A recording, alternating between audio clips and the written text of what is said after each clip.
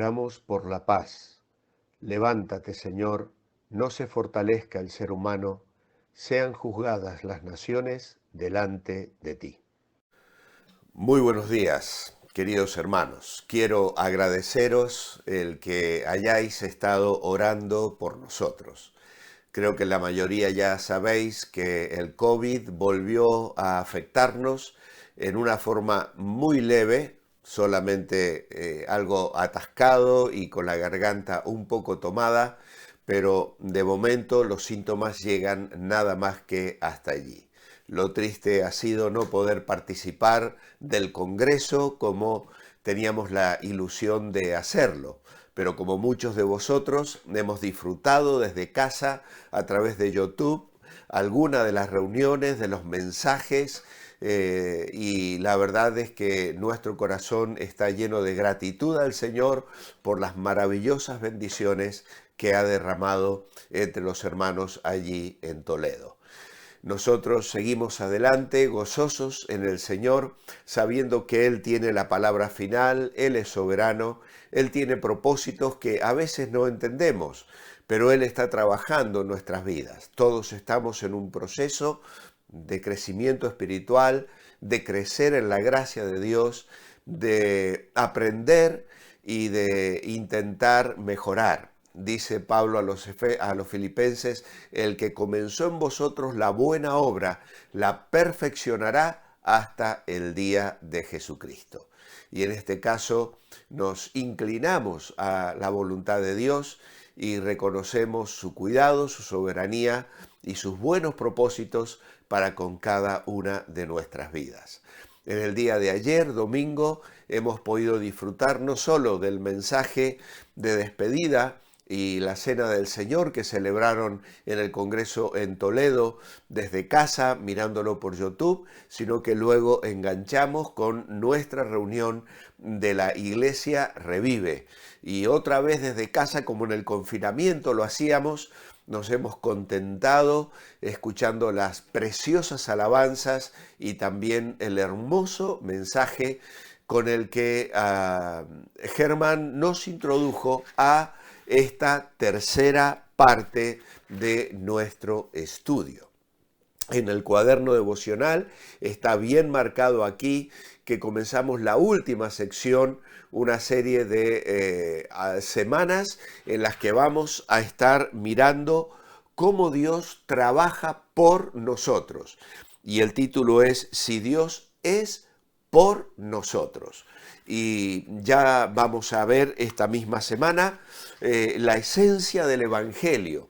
En esta semana 18, un tema verdaderamente apasionante que describe el contenido del mensaje del Evangelio en la buena noticia de salvación que Dios extiende hacia todos los seres humanos. Germán nos habló ayer y tituló su mensaje o lo que compartió, el mensaje incomparable.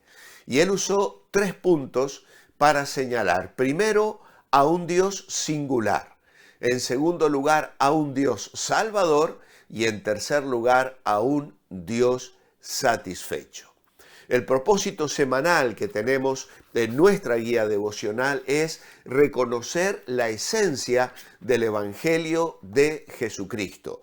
Y las lecturas sugeridas para el día de hoy están en Levítico capítulo 16, versículos 1 al 10. Os recomiendo que lo leáis en casa con detenimiento porque allí están las indicaciones acerca del día de la expiación.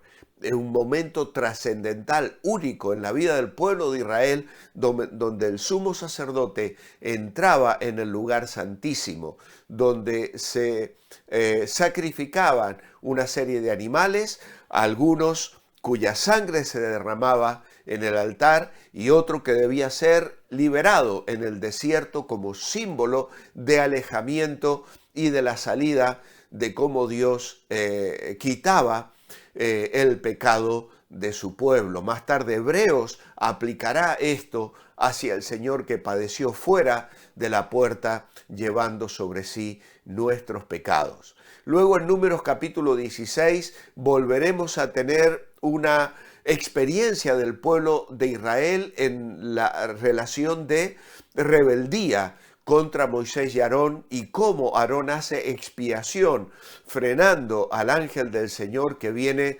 destruyendo a un pueblo rebelde contra sus líderes. Capítulo 16 de Números, versículos 41 al 50. Y es importante también que hagáis esta lectura. Hoy vamos a leer Romanos 3:22 y luego tendremos algunas otras lecturas también a medida que avancemos en nuestro devocional. Dice capítulo 3, versículo 22.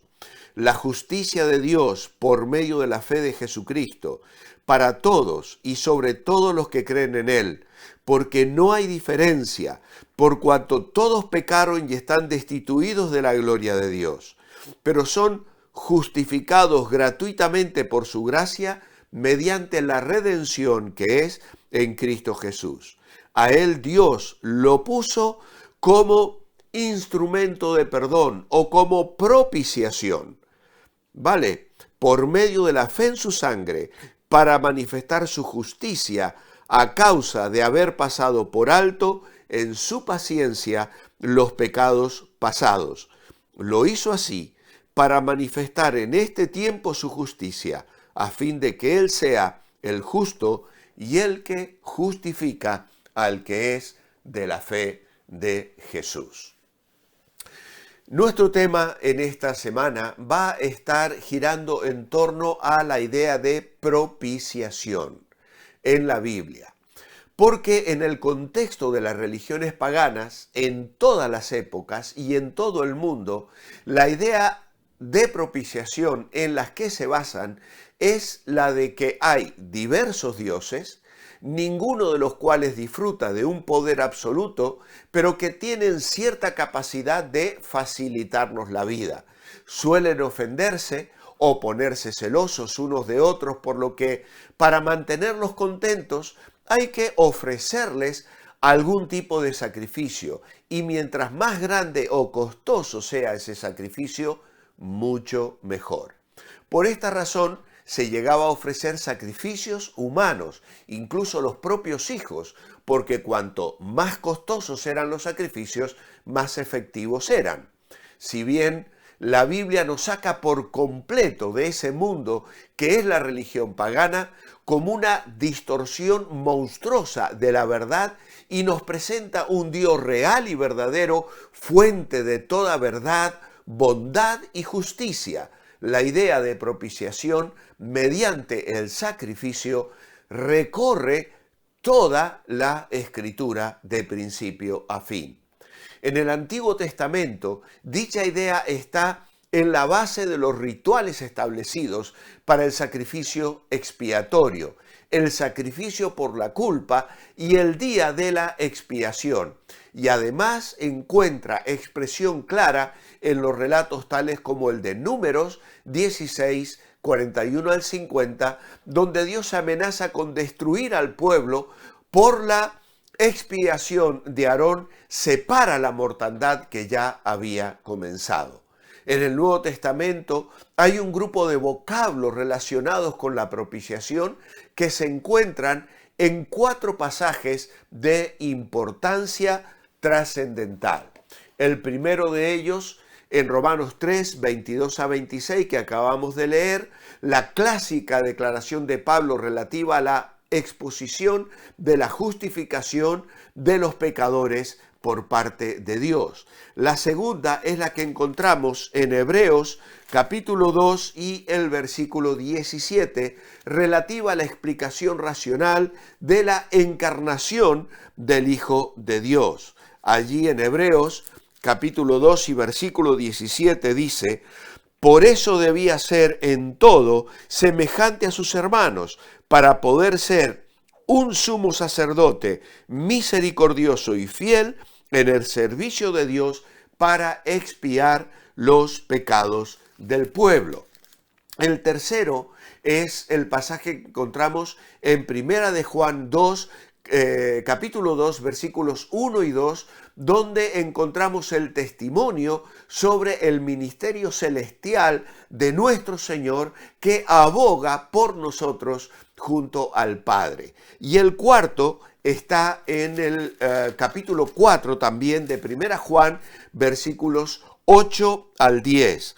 Dice, el que no ama no ha conocido a Dios, porque Dios es amor. En esto se mostró el amor de Dios para con nosotros, en que Dios envió a su Hijo unigénito al mundo para que vivamos por Él.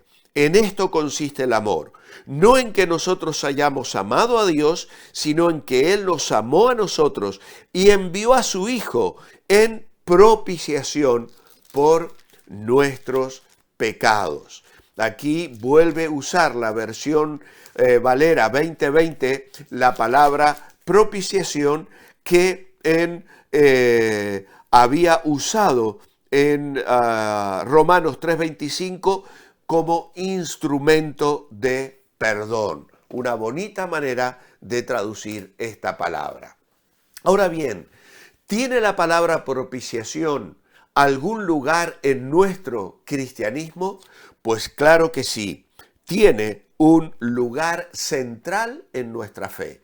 El amor de Dios, el acto de hacerse hombre su Hijo, el significado de la cruz, la intercesión celestial del Hijo y el camino de la salvación se explican todos por la propiciación. En cualquier explicación del Evangelio en que falte la noción de la propiciación, no solo sería incompleta, sino que conducirá al error. Un evangelio sin propiciación en su centro es otro evangelio, diferente del que Pablo predicaba, y las implicaciones de esto no pueden evitarse. ¿Hay alguna diferencia entre expiación y propiciación? Porque claro, algunas versiones castellanas han usado la primera en lugar de propiciación. La diferencia está en que la expiación tiene la mitad del significado de la propiciación. La expiación es una acción que tiene como objeto el pecado. Denota el acto de esconder, cubrir, apartar, borrar el pecado, de modo que no constituya ya una barrera para una amistosa comunión entre el hombre y Dios. Sin embargo, en la Biblia, la propiciación denota todo lo que significa la expiación, además de la consiguiente pacificación de la ira de Dios. La ira de Dios contra nosotros, tanto presente como venidera, ha sido sofocada mediante la muerte propiciatoria de Cristo. Lo dice claramente Romanos capítulo 5, versículo 10. Y en nuestra guía devocional tenemos una errata porque Romanos 5, 25 en realidad no aparece. Se refiere al 9 y afirma el siguiente pensamiento, que por su muerte expiatoria a favor de nuestros pecados, Cristo apaciguó la ira de Dios. Por eso, en esta mañana, podemos decir gracias a Dios por Jesús. Y quiera el Señor abrir nuestros corazones para que este concepto importante de propiciación esté presente cuando explicamos el Evangelio. ¿Por qué? Porque lo valoramos debidamente. Mi oración escrita esta mañana es: gracias, Señor, por una salvación tan grande. Jesús en la cruz sufrió en nuestro lugar, pagó por nuestros pecados y nos dio vida y esperanza por gracia. Te bendecimos en este día, amado Señor. Amén y amén. Mañana seguimos. Que el Señor os bendiga. Manteneos bendecibles.